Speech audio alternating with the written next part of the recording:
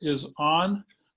We're here with the City Commission candidates for position 4, incumbent Chloe Udaly and challenger Mingus Maps. And Commissioner Udaly, you're the incumbent. We'll ask you to briefly introduce yourself to get us started, please.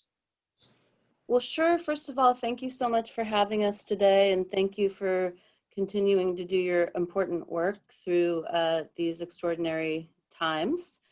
I thought election night 2016 was bad. Who knew that all of this is coming? My name is Chloe Udaly. I'm running for re-election to Portland City Council, position number 4. I am the commissioner in charge of the Portland Bureau of Transportation, the Office of Community Technology, the Office of Community and Civic Life, and I'm the liaison to our arts portfolio as well as Venture Portland. I was a outsider upstart candidate in 2016, and when Willamette Week surprisingly endorsed me in the 2017 runoff, they described me as someone who would be a progressive leader with heart. And I think that I have lived up to that prediction and really done what I came here to do. I ran on a housing platform. I have delivered the strongest renter protections that Portland renters have had since World War II. And I've done a lot of other good work in multiple arenas, constantly centering the least well-served people in our community. So thank you very much. Okay, thank you.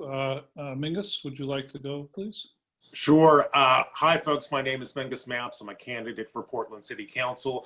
I appreciate you tuning in today, and I want to thank the Willamette Week for organizing this important conversation. And I'm also here today to ask for your vote and your endorsement. As you make that decision, I hope that you consider what you are looking for out of your next member of City Council. This is a question I think about very much, very hard, and I would argue that there are at least 3 characteristics that are important in our next member of City Council. I would argue our members of City Council should be good bridge builders. I think that our members of City Council should be good city managers, and I think our members of City Council should be good listeners. I would argue that one of the differences between myself and the incumbent are the ways in which we match up against those 3 criteria. So, for example, the incumbent is famous. Mingus, before we dive into those differences, let's remember that not everybody knows that much about you. Brief bio, please, and then we'll. All right, sure, absolutely. We can go into differences later. My name is Mingus Maps, candidate for Portland City Council. I'm in this race because I love Portland. I have deep roots in the city. I did my undergraduate work at Reed College and then went on to get my PhD in government from Cornell University. I've split my career between being an academic, where I teach on issues surrounding urban politics, race, and public policy. And I've been a researcher at Harvard and a professor at Cornell and Brandeis University and Portland State University and a professor over at Reed College. And I've been a public servant here in Portland too. So I've held policymaking positions at the City of Portland, Multnomah County, and Portland Public Schools. Those experiences have taught me a lot about how Portland works and why Portland sometimes doesn't work. And it's given me ideas about how we can make Portland work better. When I'm on council, I promise you I will be progressive and pragmatic. My top priorities right now focus in on both new issues and old. I'm deeply concerned about issues surrounding COVID. You know, we have to manage the public health crisis and meet Portlanders' basic needs. As an African-American dad with 2 young kids, I am deeply concerned about issues surrounding racial justice. And I thank everyone who comes out every night to demand a more just Portland. Also, as an African-American dad and an innovator surrounding public safety issues here in the Portland metro area, I think this is an exciting time to reinvent how policing works. I think we can demilitarize the police, shrink the police, but provide better public service and honor the dignity of our citizens more effectively.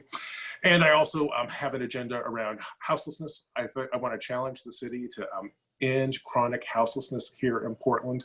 I want to bring more affordable housing to the city, and I want to fundamentally reform City Hall. That's why I'm calling on City Council to increase the number of seats on City Council. I want to change the way we fill those seats. Right now, every member of City Council runs at large. I think it's time that we go to neighborhood-based electoral districts. And I think it's time for us to move away from our failed commission form of government. That's why I think it's time to hire a city manager. Okay, let's stop you there. Commissioner, we got a ton of questions, but since we're right on this charter reform issue of your opponent has staked out a pretty strong position on his desire to change the form of government. Could you briefly give us your comments on whether you think we have a good form of government or whether you would change it? Definitely think our current form of government is problematic. We are, I think, the only major city left in the country that has a commission form of government. It dates back to Jim Crow era South, and it really deeply entrenches people with power and privilege. And in recent years, there's been some notable exceptions to that. But I think it's still too hard for regular people to run city-wide races. I will say that when I joined City Council in 2016, I was the only East Side resident. And next year, we're poised for a complete flip. There will be 4 East Siders and 1 West Sider. So that's cool. We are about to convene the Charter Review Committee, and this conversation is now in their hands. And so I'll be really interested to see what comes out of that committee. I certainly think that our city government could work better, and part of the challenge is the siloing effect of this form of government. I think it's too much work for 5 people, so increasing the number of seats sounds good as well. I would definitely want to see at-large seats if we went to districts. And of course, if we went to districts, we would no longer be administrators over bureaus. We'd have a city manager to take care of the work that we're individually responsible for now. That change is going to take a while, so I'm really interested in things that we can do in the short term to make our government work better for us. So we could empower Tom Reinhardt, our CFO, to do more kind of enterprise-wide work than he currently does, to kind of emulate some of the aspects of what a city manager would do for the city. We could implement ranked choice voting that would transform the outcomes for city council races. And it's something that we could do relatively cheaply and quickly compared to a massive overhaul of our city government. So yes, very open. I will say it's the only form of government that I've ever known, having been a lifetime resident of Portland. And the one thing I like about, 2 things I really like about our current form of government. 1, power is diffused across 5 seats. And 2, the buck stops at the commissioner's desk. So you're doing a lot of direct constituent work with people who are not getting their needs met. And not that we couldn't continue doing that, but not being in charge of bureaus, we'd have less power to help.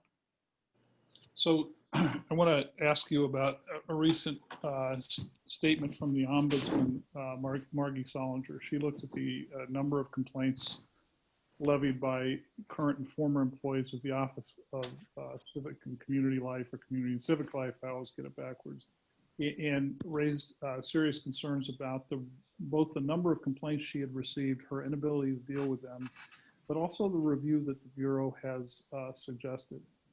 So I want to ask you to respond to the concerns that she expressed. Sure. So those complaints came to my attention late last year.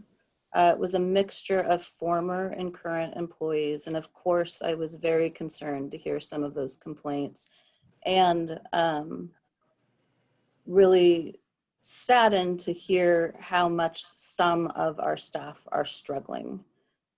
It is clear that there are dysfunctions in some of the teams that need to be corrected. We took the BHR and city attorney's advice, and I believe Margie supported this as well, to contract with an outside consultant to do an assessment. once I authorized that process is out of my hands. It was handled by BHR and the city attorneys as it should be. So it came as a surprise to me to learn a few weeks ago that Margie wasn't happy with the outcome because I was under the impression it was exactly what she asked for. The conflict is really, she thought that the outside consultant would be investigating the complaints. The assessment is really to assess the entire Bureau and the culture and some of the issues that came up in the complaints that don't rise to the level of a HR violation, but still obviously need to be addressed because people aren't happy. So we're proceeding with that assessment, and I have repeatedly encouraged civic life employees to take any complaints they have to BHR, which is the typical avenue they would take in the meantime. And if that assessment uncovers violations, they will be sent directly to BHR for investigation. So if you learned about these complaints late last year, why did it take until September of this year to announce that the outside group? Well, that is an excellent question, and really highlights some of the challenges we have at the city. This has been in the hands of attorneys, BHR, and procurement. Procurement is the critical piece. We have to go through the procurement process to execute a contract like this, and it can take months, and it's extremely frustrating. And I have repeatedly raised this issue with the mayor and with the Bureau. You know, I'm trying to roll out a civic engagement platform, an online civic engagement platform. I started this work in March. It's still caught up in procurement. I'm trying to put additional radar cameras out onto our high crash corridors where people are dying. Those cameras and the money for them were approved over a year ago. They're still caught up in procurement. It's extraordinarily frustrating. If there was anything that I could do myself, I would. But again, once I authorized the outside consultant, this was in the hands of BHR and the city attorney, not my hands. I had no idea that it was taking this long, or that the ombudsman wasn't happy with the ultimate outcome of the contract. Great, thank you. Mingus, in your opponent's voters pamphlet statement, she says, "I'm the only person in this race who hasn't been endorsed by the Portland Police Association and taken money from them." So could you tell us about your decision to accept a $15,000 in kind from the PPA, and tell us why you have their endorsement and whether you would do anything differently if given the chance to do it again? Sure. Our campaign was endorsed by over 150 different individuals and organizations, including the Police Bureau. Like Commissioner Udaly, I was invited to come and speak to the rank and file police officers. I came and talked. I believe Udaly came and spoke to them the same day I did. And I think they endorsed me because they, buy into my vision for public safety in the city. I'm an innovator around reinventing policing. I help keep community policing alive in East Portland. And then, frankly, Commissioner Udaly recruited me to come and help lead crime prevention programs for the city of Portland. I think people are flocking to our campaign because they believe that we can reinvent policing in a way that demilitarizes our approach to the public. I think that we can have a slimmer police department. I think we can invest more in prevention and rehabilitation. And I think we can decenter the police from the hub of our public safety system. Now, would I do it differently again?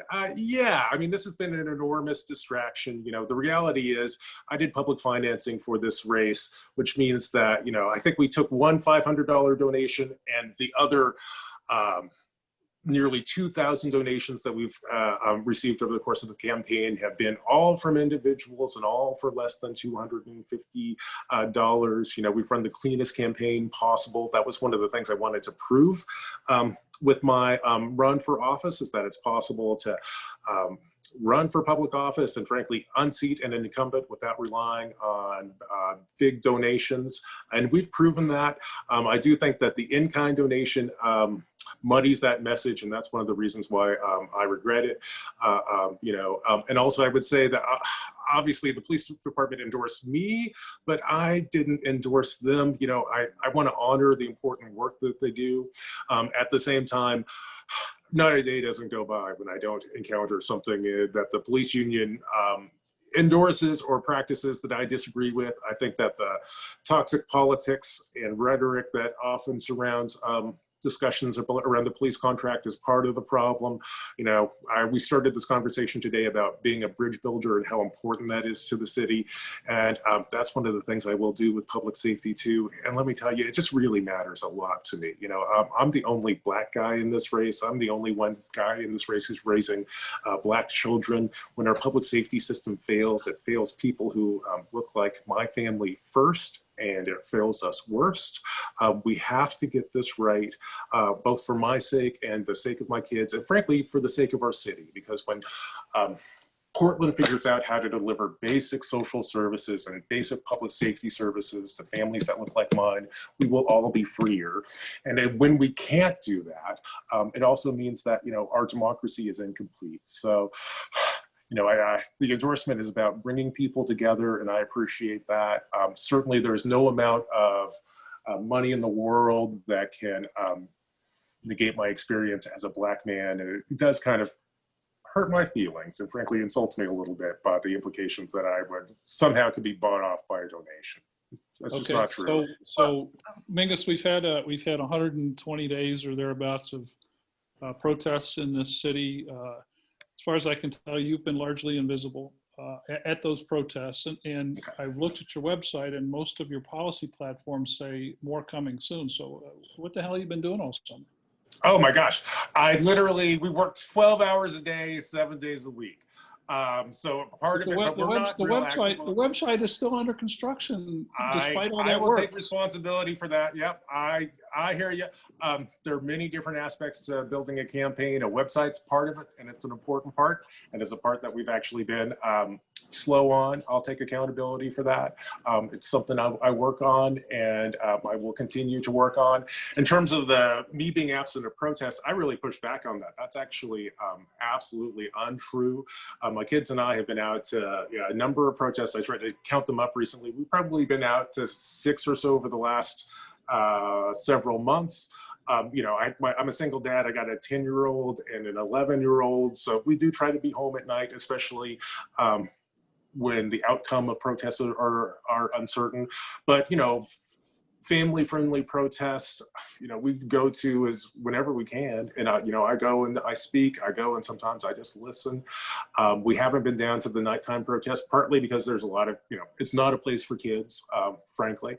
And I got all the single parent problems that everyone else does. I think that's the dynamic. And also I would say that I have been negligent in updating the website so we can keep people posted on everywhere I've been. And we've punted a little bit on social media too. So if I were, this campaign is not necessarily about me taking selfies at protests. It's about, talking to voters one-on-one about the issues that they really care about. Police violence and racial justice are issues that people care about, but it is also the case that that's a conversation which is happening in every corner of the city. And I've been busting my tail for about 18 months trying to get to every corner of the city to have exactly those conversations. Commissioner, I want to ask you kind of the same question. Your fundraising is really lagging your opponent, even though you're an incumbent. Your campaign blog hasn't been updated since April 23rd.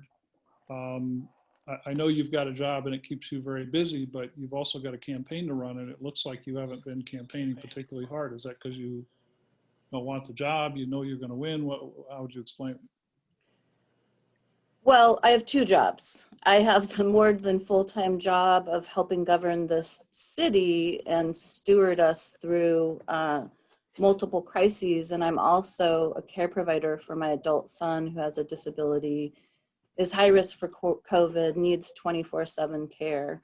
I also want to point out, you know, I'm not afraid to admit it's been hard to figure out. Number one, it's been hard to prioritize the campaign when there's so much urgent need in front of me in the community, but it's been hard to figure out how to effectively campaign during this shutdown.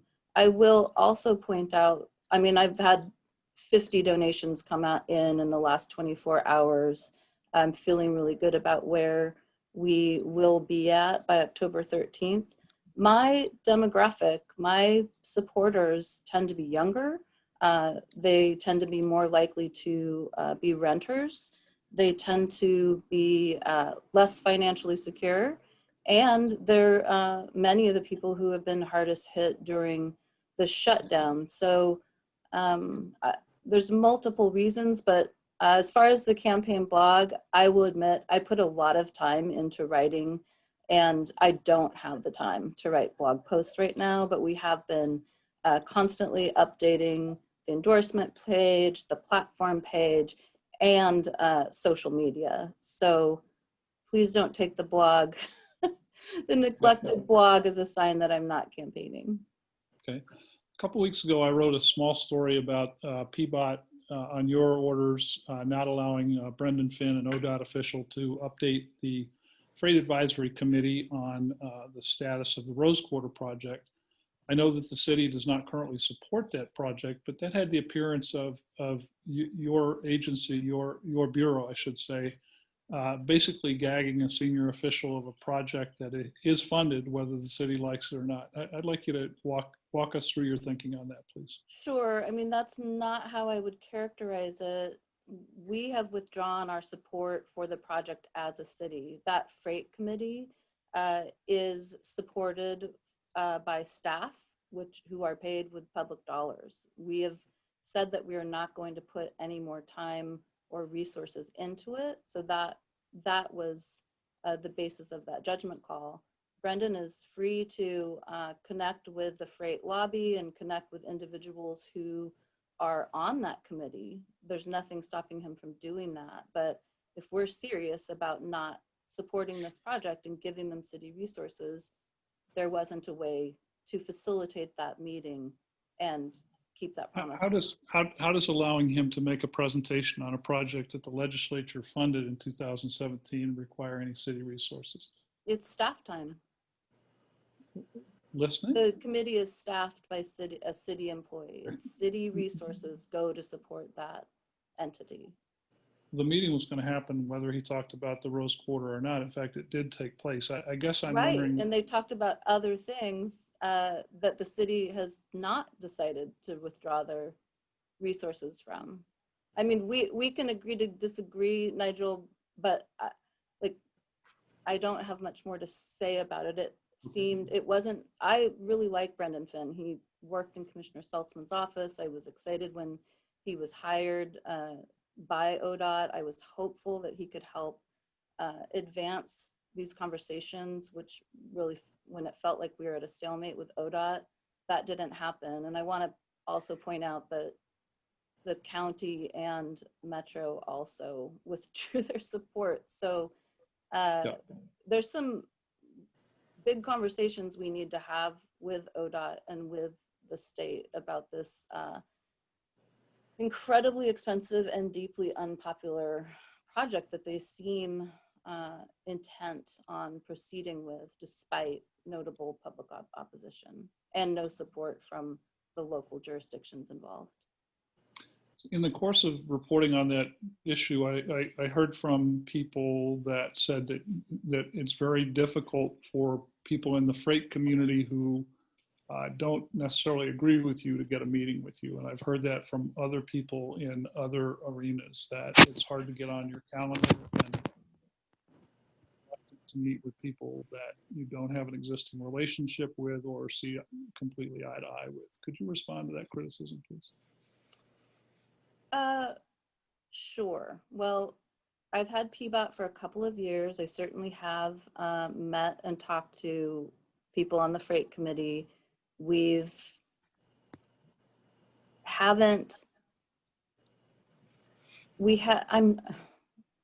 I mean, I will just say it's an extraordinary amount of work, and you have to prioritize who you can and can't meet with. I mean, I hear this a lot, but I also hear from people how accessible I am. And I think if you look at my list of endorsers and, you know, whether they're electeds, community leaders, or organizations, those are all built on relationships. I've built a lot of relationships. I've done a lot of bridge building. It might not be with the typical constituencies that people are used to seeing at City Hall. And I certainly do not dismiss the input of the freight community.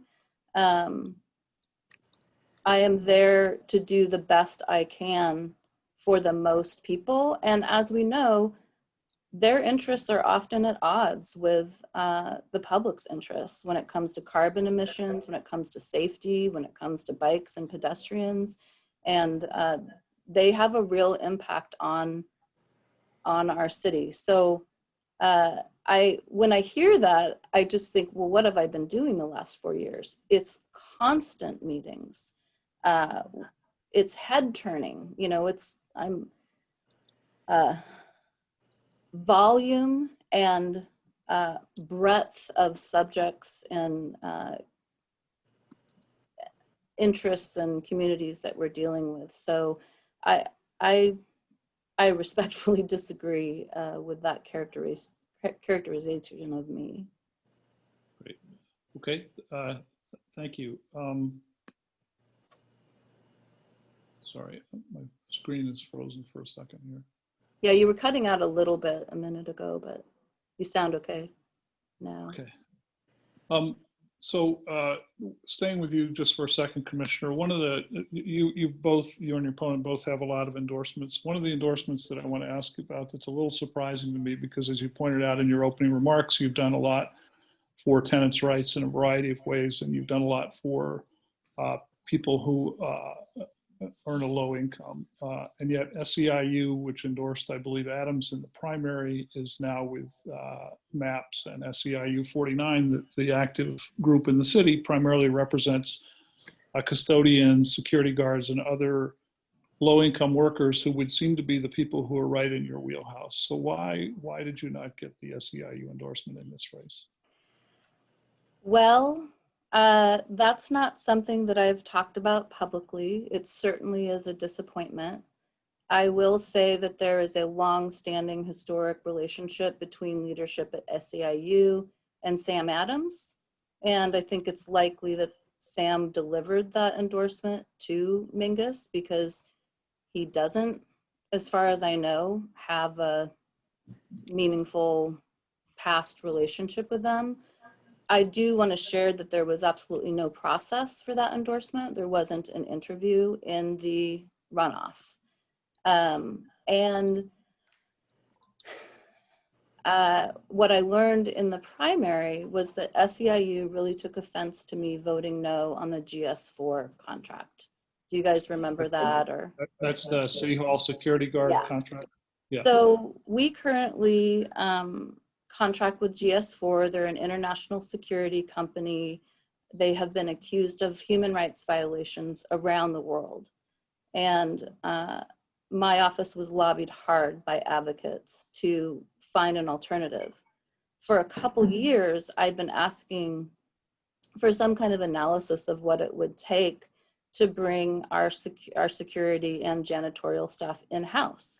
They'd be paid better, they'd have better benefits. And by the way, I have great relationships with many people that serve as security and janitorial.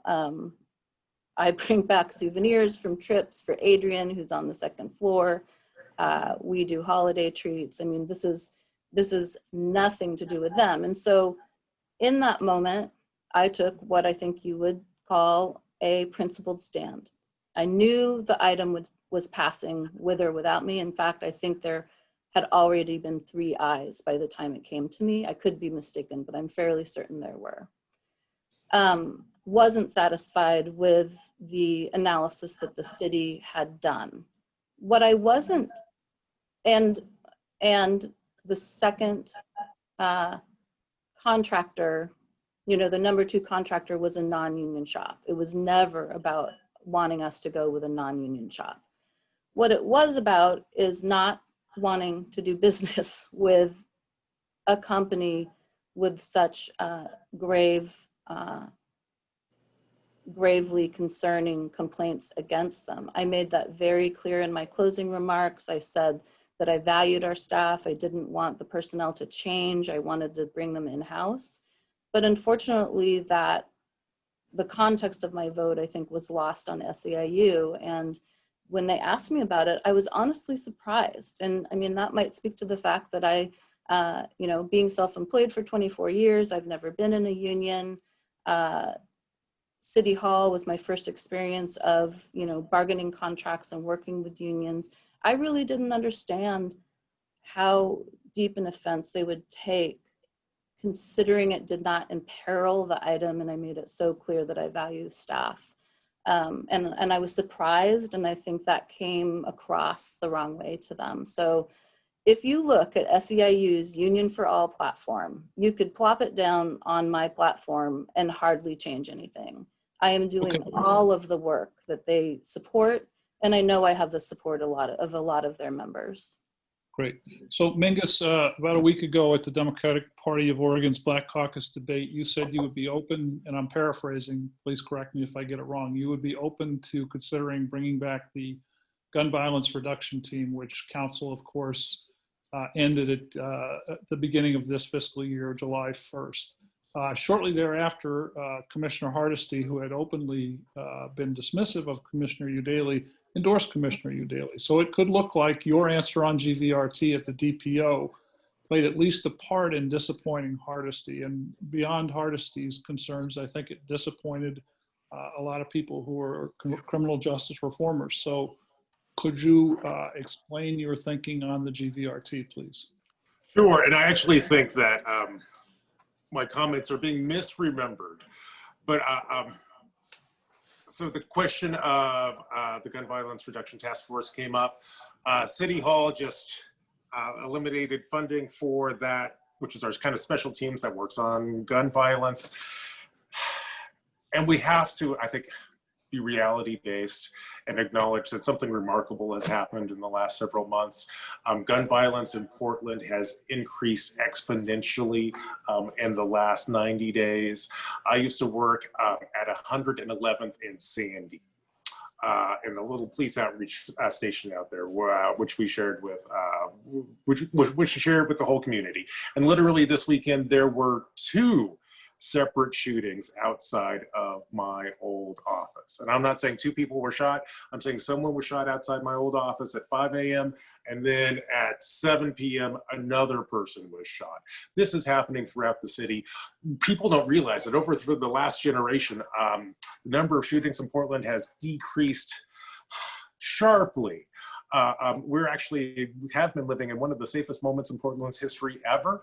And we've given back all of that progress. We are currently in the bad old days of the crack epidemic. It's literally that deadly out there right now. I'm not sure if every Portlander recognizes it.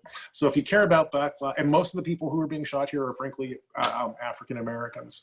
If you really care about Black lives, we as, I think, city leaders are at least obliged to look at the cause and effect of the decisions that we make. And even if it wasn't caused by the city council's decision to get out of the business of policing gun violence, I think that we need to look at this crisis, which has suddenly bubbled up, and ask ourselves, what's causing it and how can we move forward?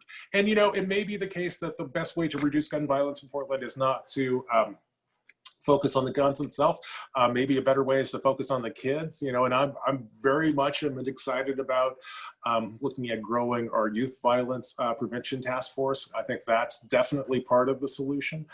And those are some of the things that I will pursue when I'm on city council. What I'm asking for, though, is an evidence-based approach to policing.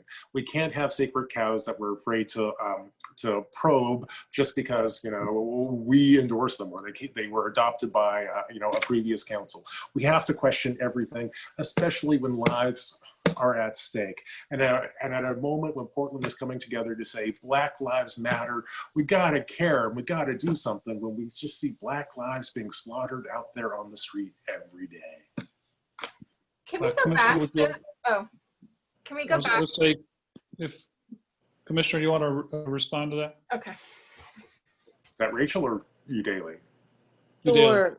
I mean, first of all, I wouldn't say that Commissioner Hardesty has been dismissive of me. We've been working on repairing our relationship all summer, and I think that that endorsement would have come regardless of regardless of the remarks that Mr. Maps made at the DPO Black Caucus, but those remarks certainly didn't help. You know, I'm the 8th woman to ever be elected to city council. I am an unusual commissioner in many ways, but I'm not really running on my identity. I'm running on my track record and my ability to get things done. And I find it problematic when my opponent repeatedly claims that he's the answer to police reform because he's Black. Commissioner Hardesty doesn't agree with that. Unite Oregon, a Black-led organization, which led a record-breaking number of Portland residents to email all of our offices, doesn't agree with that. They endorse me.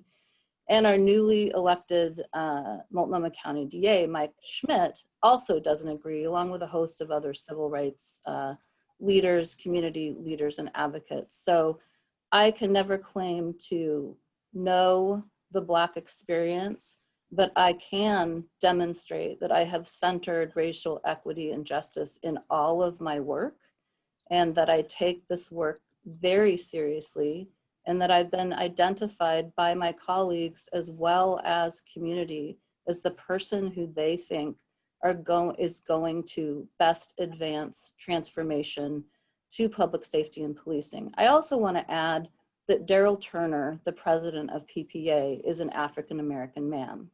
That hasn't done us any good in the last several years of his tenure. The police union remains the biggest obstacle to reform. And I don't want to waste too much time correcting the record because my opponent likes to talk in vague generalities and spread a lot of misinformation about me.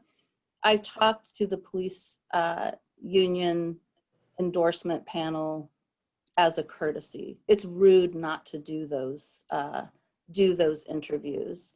Everyone knew walking into that room that I wasn't seeking their endorsement. I would never accept it. And in fact, I've taken a pledge not to accept money from the police union.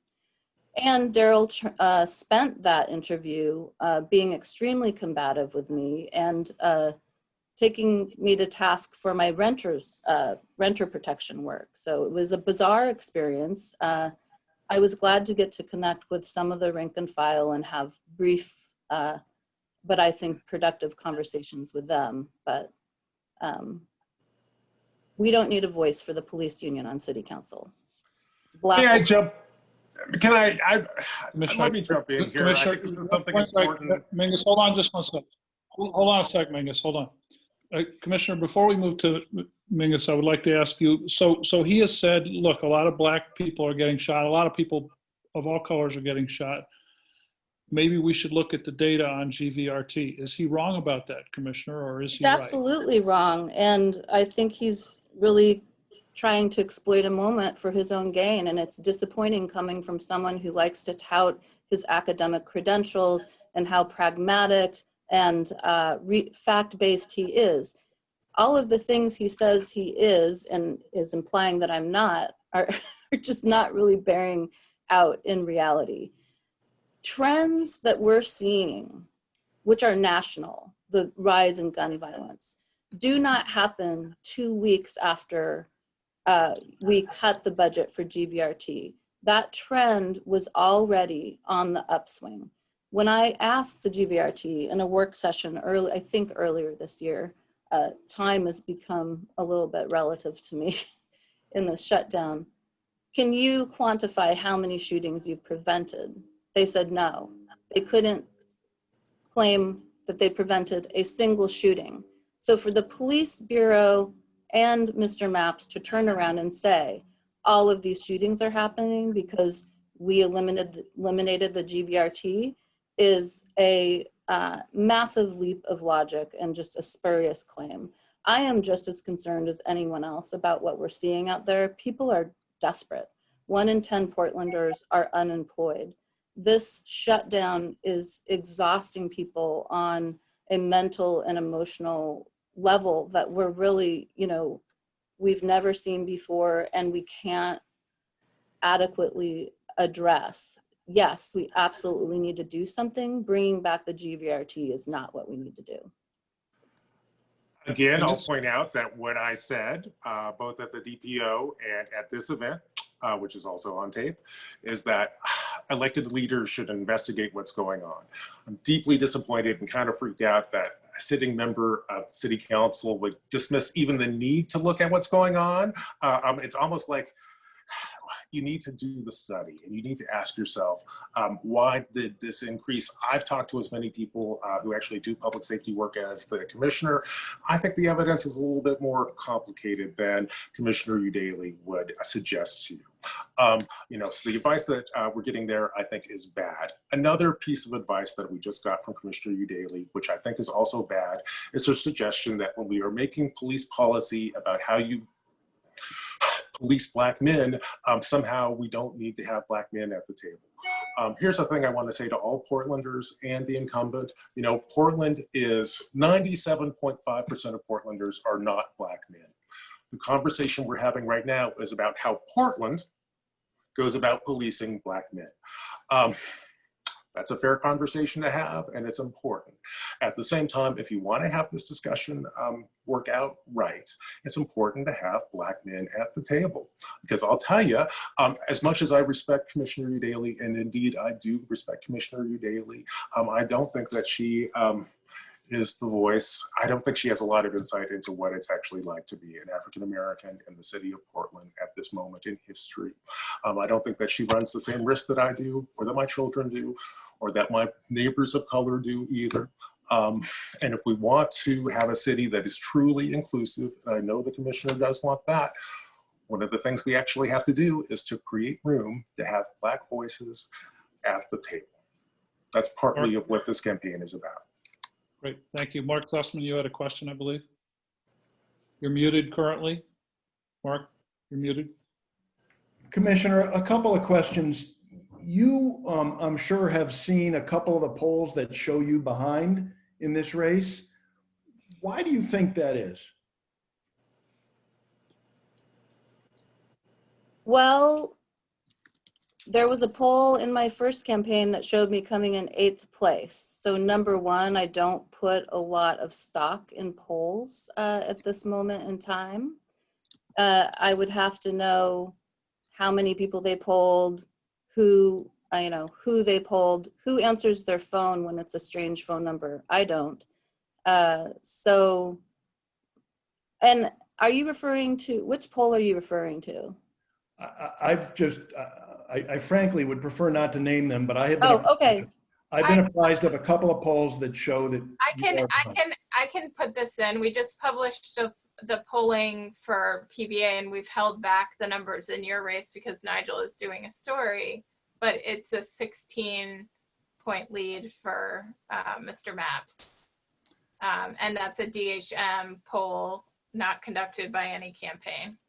Okay. Well, I guess my question, Commissioner Udaly, is you're an incumbent. I don't think anybody would dispute that if there's a champion for tenants on city council, you're it. You have carved out, a pretty unique role in terms of who you stand for, which would seem to me to be pretty consistent with the values of Portland.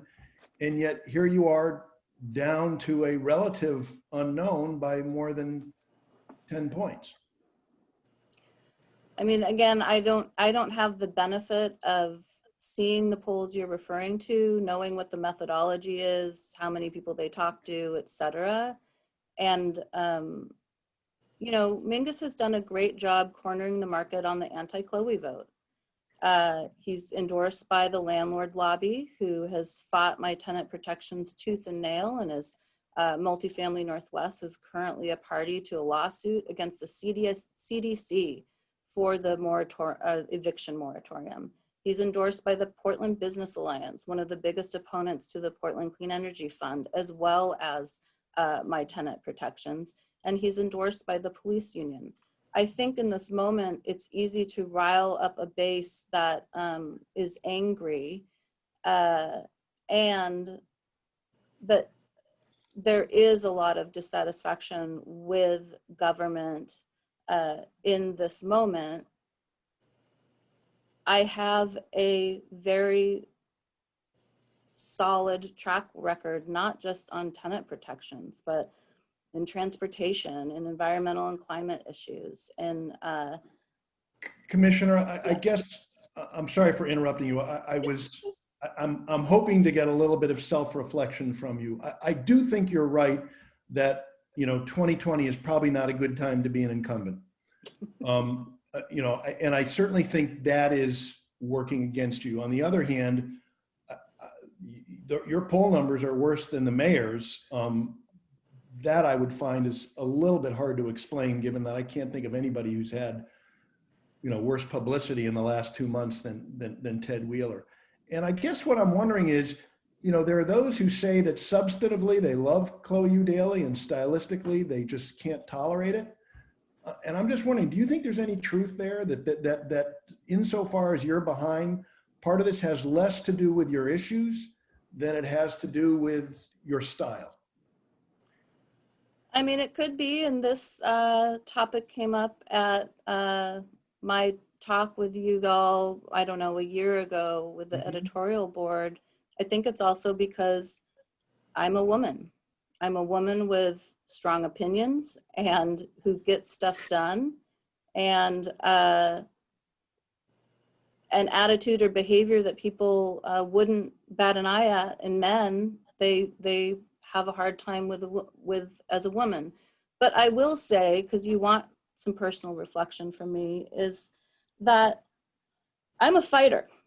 Coming from the background I came from, I had to fight to survive in my family. I had to fight to survive as a young person without the benefit of a formal education or a safety net. I had to fight as the parent of a son with a serious disability to have his rights respected and ensure he received the education he was entitled to. I've had to fight as a renter to keep a roof over my head while past city council, allowed landlords the unfettered ability to raise rents on tenants during a multi-year housing crisis that we're still not out of. The mayor himself calls my team the Street Fighters of City Hall. And, I brought an office full of advocates and activists, and we bring a sense of urgency to this work based on our lived experience, whether we are renters, whether we are BIPOC community members, whether we are women. So I think that that's probably unusual in this role. I have been reflecting on this tendency in myself. Strong, fierce sense of justice and fairness that I think can come across as stubborn or unyielding, but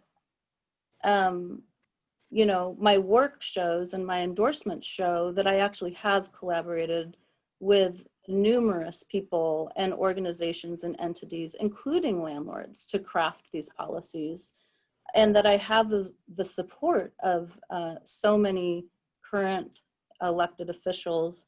But with the passing of Nick Fish, who we have really missed this year, struggling through this crisis with a short bench and the kind of middle child mediator of council, I have been reflecting a lot on how that fighting spirit really worked well for me as an advocate and an activist. And it's taken me a while to find my place on this council and as a commissioner, and the necessarily different role that I play now. And I do think I've learned and grown, and I do think we all have room for improvement. I always have the best interests of the community at heart. It's sometimes hard for me to apologize when I know that the thing that I was fighting for was the right thing to fight for. But yeah, I do recognize that Thank you you. can go about it there's more than one way to go about advancing your priorities. Thank you. Thanks for the question. I have a question for Mr. Maps. Sure. The commissioner, I think, made it fairly clear back in June, maybe it was early July. Forgive me if I don't have the timing right. And Commissioner, please feel free to correct me if I've misinterpreted your position. But I believe back when City Council was voting on a police budget, there was a discussion, should there be $15 million cut from the police budget or $50 million cut from the police budget? And again, Commissioner, correct me if I'm wrong, but you advocated on the dais for $50 million to be cut from the police budget. I would say I was supportive of $50 million as an aspirational goal that the community was demanding. That number was somewhat based on budget increases in the Bureau over the last few years.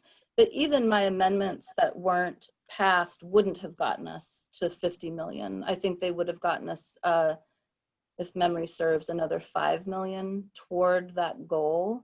And I will say, I don't think setting a number and then shooting for that number is the way that is the right way to go about what now is going to be an ongoing process of deciding what we want police to do for us and investing in community and creating new systems and structures to take on some of the work that we've left up to them. Okay. So this may, in fact, not speak to my question in quite the right way, or I may not be asking the question the right way. I want to know how much each of you would cut the police budget by. Well, I can tell you that I've been working with Commissioner Hardesty on presenting some amendments to the fall bump. And I do think we could find at least another $5 million to cut from the budget. I don't have a complete tally of her numbers yet. We saw about 49 retirements in August, which were expected. And so there are a number of vacancies in the Bureau, and training is shut down because of COVID. So there's no way to train new officers and get them out onto the streets currently. And we are engaged in this deep conversation with community, whether it's Commissioner Hardesty's Rethink Portland or Reimagine Oregon, which is a Black-led initiative to region-wide initiative to divest and reinvest. That money could be much better spent elsewhere. Thank you. So you have a number and you have some specific things you'd like to see cut. Mr. Maps, do you have a number and do you have specific things you'd like to see cut from the police? Yes, although I want to start by saying I push back on the premise of the question. I think this is exactly the wrong way to do to run a government. I think we should start with a conversation about the kind of police department we have or want to have, and then build up to that in terms of funding packages. At the same time, we also face a COVID crisis right now and a fiscal crisis. There will be cuts to, I think, literally every program in the city, or almost every program in the city. As we head into the fall bump, I believe that City Council is going to need to shrink the police department by at least $3 million. So this is a conversation that we're basically doing right now.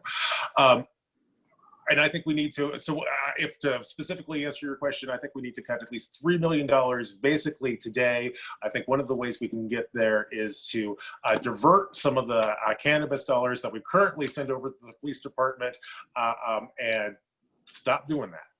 I think that is a way to begin to move us forward. I think that's one way to deal with the fall bump. And then in parallel with that, we need to have a larger conversation about how we reimagine our police department. I very much want to get us out of the business of having armed cops respond to homeless folk and people going through mental health problems, for example. If we can implement that, I think that we could reduce the number of 911 calls that cops go out on by 49%. 49 is a big number, but I bet you we could probably reduce those 911 calls by 25% if we just move towards something like the street response teams. So those are two good examples of how we can shrink the police department, and it gives you some intuition about how I will think about the problem. If I could jump in quickly, yes, my amendment that did pass, budget amendment that did pass in June actually withdrew all the cannabis dollars from the police bureau.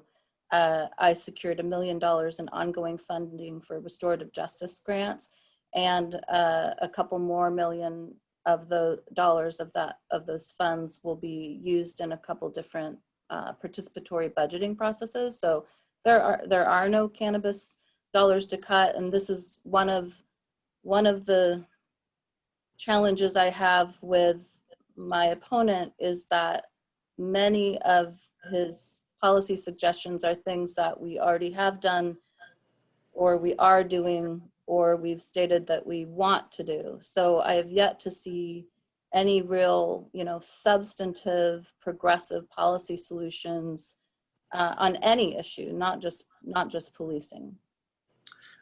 I want to follow up really quick for a second on the question of police policy really quickly, because I think we're trying to run low on time, and I suspect I'm taking up too much, as I'm wont to do. But Mr. Mapps, I'm curious if you could speak to an issue on which you substantively and precisely disagree with the Portland Police Association. Oh, absolutely. The Portland Police Association does not like the street response teams. They fought that, and kind of have changed their position on that a little bit in recent months. I think literally one of the reasons why they are compromising a bit on the street response teams, which basically means getting the cops out of the mental health game, is because of the conversations that we've been having. Okay. I have completed my round of questions. Commissioner Udaley, I'd like to ask you to, or give you the opportunity to ask your opponent a question. Please make it a question, not a statement. Make it a question he can answer. And afterwards, we'll give him a chance to ask you one. Well, I mean, I think in the primary, I had asked about my opponent's position on renters' rights, because he had publicly stated that he didn't support my renter protections. I'm endorsed by the Community Alliance of Tenants and Portland Tenants United. I think he got a very low grade from those organizations. He's also funded by the landlord lobby.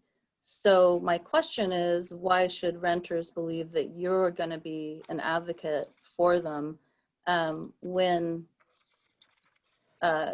clearly some of your biggest supporters want to repeal everything that I've done and are currently suing the city and the CDC? Yeah, there's a lot of deception in that question, folks. I'm doing public financing for this race. In the general election, I haven't accepted any dollars from corporations or PACs. The only people who have invested in our campaign have been individuals. Are there landlords who've donated to the campaign? Probably, but are there more landlords than teachers? Are there more landlords than bus drivers? Are there more landlords than, artists? Actually, I kind of really doubt that. On the other hand, I do want to say I actually acknowledge and honor Commissioner Udaley's contributions to renters' rights and affordability issues. That was a very important moment in Portland history. She pushed through some important reforms, and I'm not here to. I'm here to actually acknowledge those and to celebrate those. And we're going to face a new and different set of affordability challenges as we go into the 21st century. You know, and I want to further that. You know, this is not 2016, thank goodness.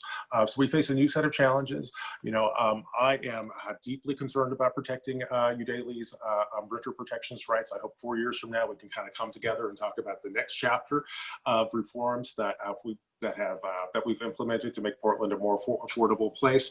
You know, I will do things like continuing the moratorium on evictions. You know, I said many times, and I think the incumbent and I disagree on this, but I think the city should invest as many dollars as possible in emergency rental assistance. That way, no person loses their housing during this moment of crisis.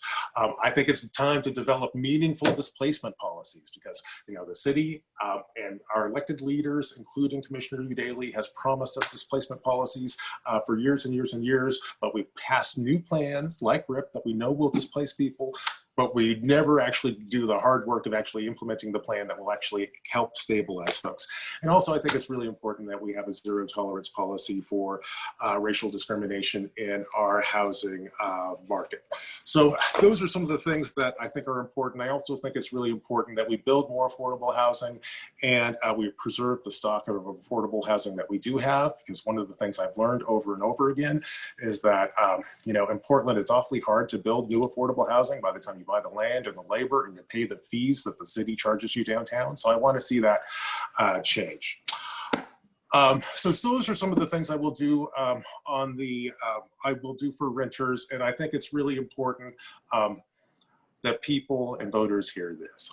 This campaign is not about undoing the progress that Udaley has made on affordability. And she deserves to be celebrated for that. What we need to do is to recognize that this campaign is not about Udaley and it's not about Mengus Maps, it's about Portland and the future.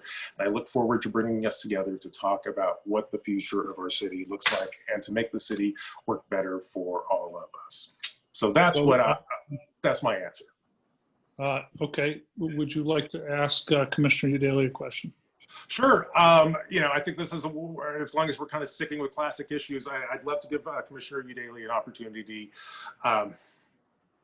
to talk about her vision for the future of the neighborhood association system here in Portland. You know, a difference between us is I think neighborhood association systems, while not perfect, can be reformed. It can be part of the solution. I think most Portlanders think and seem to hear Udaley say neighborhood associations are actually part of the problem. Well, sure. I love any opportunity to talk about our neighborhood association system because there's so much misunderstanding and misinformation out there about my position. You will not find a single interview, a single email, a single text message, a single social media statement from me that says that I don't value neighborhood associations. We convened a process with community to rethink code change because we currently only recognize neighborhood associations, business associations, and neighborhood and business coalitions.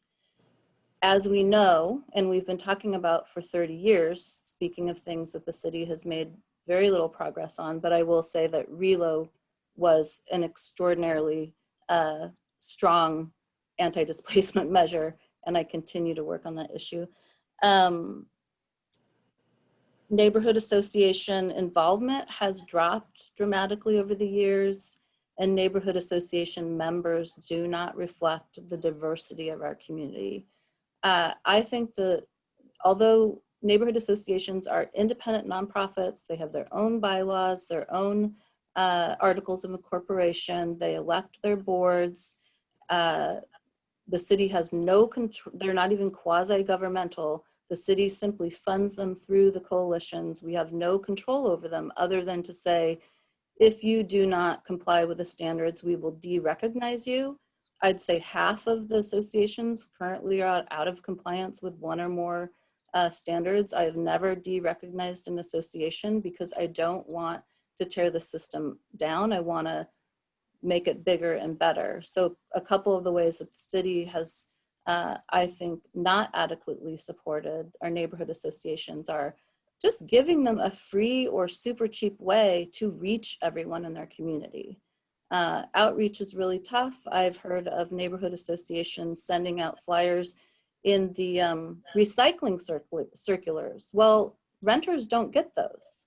So because they don't have an easy or cheap way to reach their neighborhood constituency, they use methods that I don't think it's by design, but they are exclusive. They're not reaching the whole community. So the city should absolutely support them in that, as well as get more funding to them and to the small grants, which is one of my favorite things that we do through that system. But I also see no reason why we cannot expand the types of organizations that we officially recognize for the purpose of civic engagement to include organizations that are culturally specific or issue specific. And that's really what code change was about. Code change, as it's written, would not have changed a single thing for neighborhood associations. It wouldn't have taken away their recognition. It wouldn't have taken away their special rights and privileges. It wouldn't have taken away their funding. What it would have done, and I hope will do eventually one way or another, is lead the community to a conversation about what they want the system to look like, how it can be more inclusive, and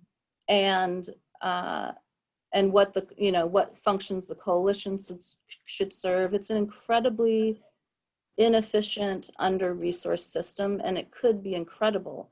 And it could be life-saving for us right now, but also if we see a major earthquake in our lifetime, our neighborhood associations should be ready to aid and assist their communities, and we should be working with other bureaus. This work has been challenging to advance for a variety of reasons, but I see incredible potential in the neighborhood system. I just want, for the purposes of feedback to the city, it's, I believe, absolutely irresponsible of the city to rely on a system or rely on the existing network that is just not representative of our whole community, because we're not hearing about the unique needs and challenges of people who are not generally involved with their neighborhood associations. Great. We're running low on time. Rachel's got a couple of questions, and then we'll finish with our always humorous questions. Rachel, please go ahead. So my recollection, sorry for my phone. My recollection, Mingus, when you came in for your first sit-down interview with us, yeah, you weren't sure where you stood on residential infill. That question for the commissioner on just lack of anti-displacement measures implies that you have at least some criticisms. Would you have voted for it, yes or no?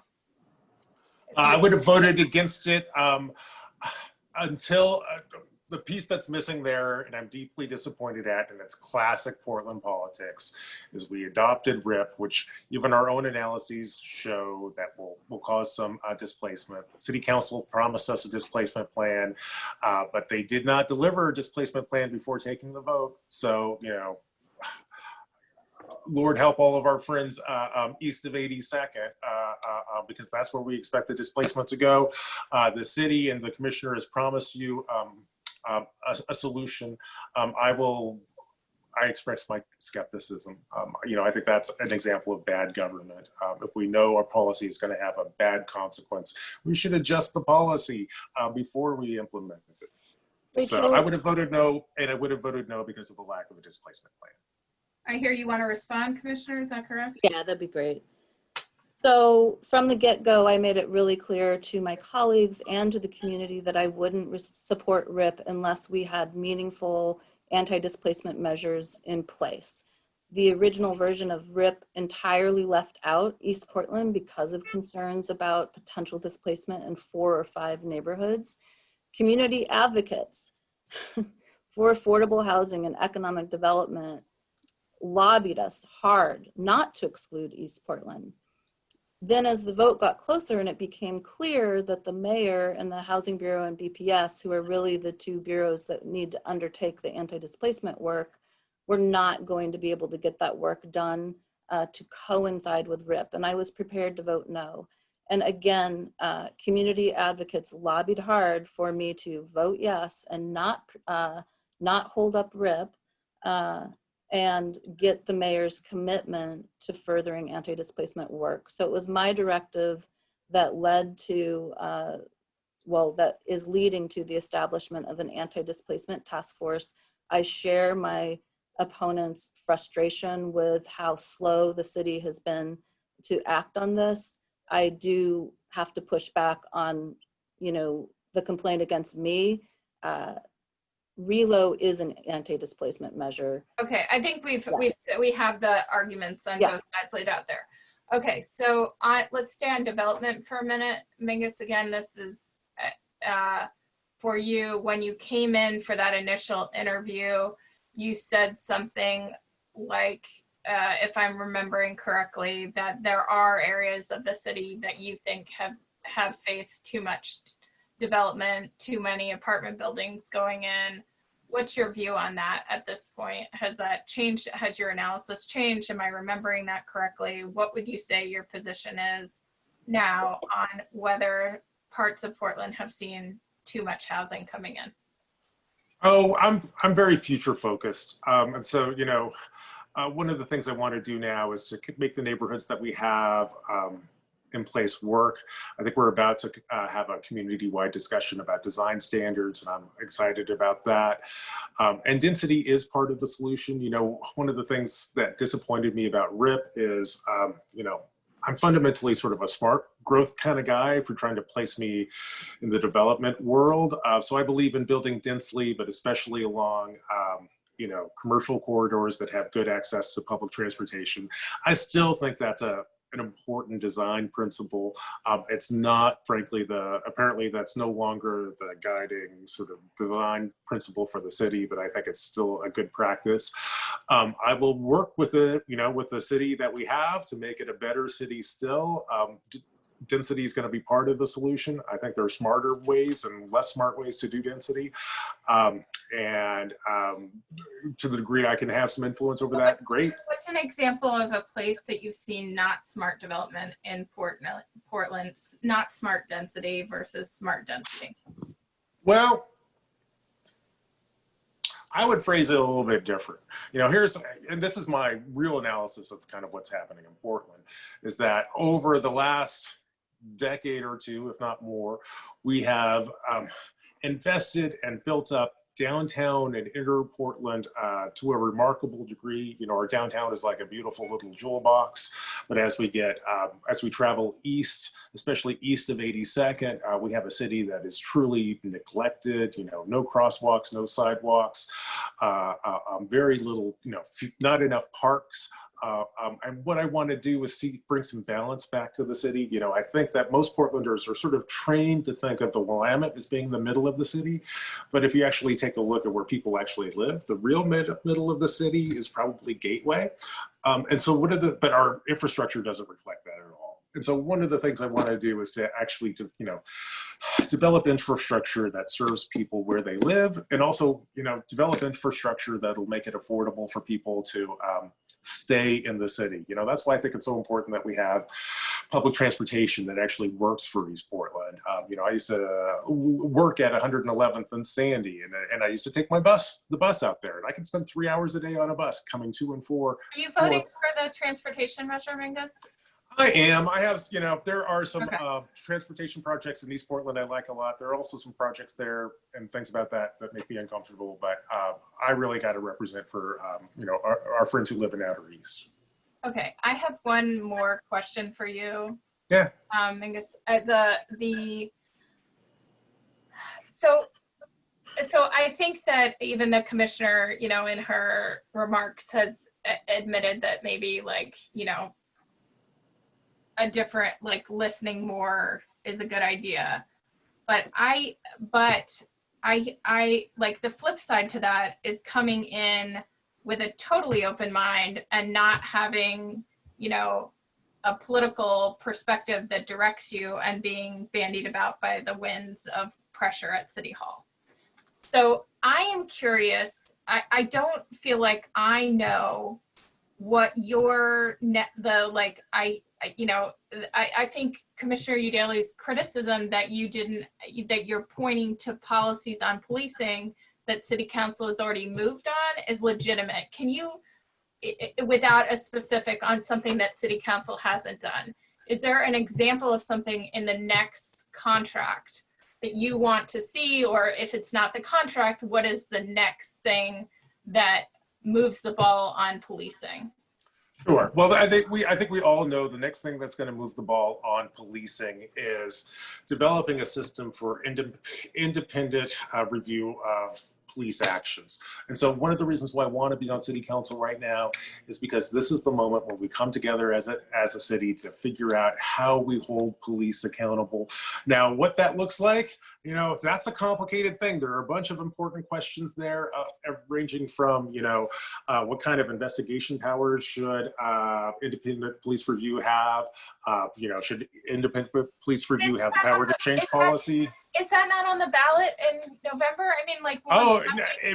I would argue, and God bless Commissioner Hardesty for putting the issue on the agenda. But no, as I read the ballot, I think it says let's have this discussion and figure out how to fill that in. But when I actually take a look at what's on the ballot, I don't know how I don't know what powers that IPR is going to have. I don't know if they're going to be able to fire people. I don't know if they're going to be able to change policies. I don't know what kind of investigative powers they have. I think that's something which, frankly, the next City Council will do.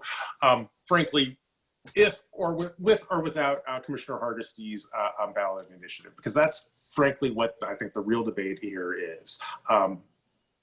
Okay, so is there something in the next contract that you think is absolutely necessary? And this is my last question, I swear to you. Yeah, I got independent police review. I think it's section 26 or 62 in the contract. That's where we define the process, and we need to come together as a community to figure out, what powers we want that independent group to look like. That's what the conversation is going to be. Thank you. Right, great. I'm sorry, we are way over time here, so we're going to ask you both the same question to end this. What is the most embarrassing, worst, most memorable moment that you have had on one of these Zoom calls or group calls since the COVID pandemic began? Commissioner Udaley, you've probably done more than Mingus, so let's have you answer first, please. Nigel, I don't know if I can answer this because one of the most challenging things for me about being on City Council is having a camera in front of me all the time. So I'm always pretty prepared. I guess, the many times where I've been talking and I've been muted, luckily I haven't had any moments where I was unmuted and did something embarrassing. I'm sorry. Do you have a backup question? I just feel like I don't. No, that's fine. Look, the last, and I'm not going to name the person. The last person we asked this question of said that her baby had audibly pooped during a Zoom call. So, different people have different experiences, and you're a pro. You're used to this stuff. Many people are not. Oh, okay. I've thought of one. So I was doing the Oregon League of Conservation Voters interview. They endorsed me, and I had my son here who can be a little high maintenance, and I thought, no problem. I will set him up in the living room with a show, and I'll come up into my room and do the interview. And I don't even know how many times I had to stop that interview to go tend to him. So not embarrassing, just really challenging. This is super challenging time for everybody. I really want to give you a funny answer, but I'm an honest person. I'm not going to make something up. Okay, great. Well, thank you for that response. Mingus, what's your experience been? Well, in some ways, it's very similar to Commissioner Yaley's. You know, I've been sheltering in place for about 7 months with a 10-year-old and an 11-year-old, and we're on Zoom for about 12 hours a day. And there are only so many months that you can kind of tell your kid, please be quiet. I'm on a very important Zoom call. So, especially in the last month or so, we have just transitioned into this new moment where they just completely do not care that Dad is on an important Zoom meeting. So I'll be talking to you, and I'm at my kitchen counter, which is where I've been for the past seven months. My kids will come in. They'll even sit next to me. Sometimes I've had kids dancing behind me during the middle of Zoom calls. You know, they pay as much attention to the campaign as like a cat. I used to try to maintain order. Now I just try to maintain focus. Okay. That's something we have in common. Our kids do not care about our campaigns. Just not Which is good. All right. Well, Willamette Week cares about your campaigns. Thank you very much for taking all this time with us today. My pleasure. Thank you. And thank you, Commissioner Udaley, for this discussion. I learned a lot. Thank you, Mr. Maps. Thanks, everybody. Thanks for the work you're doing. Great. Thanks, everybody. Aaron and Rachel, if you could stay on the call, and we'll finish up now. Thank you.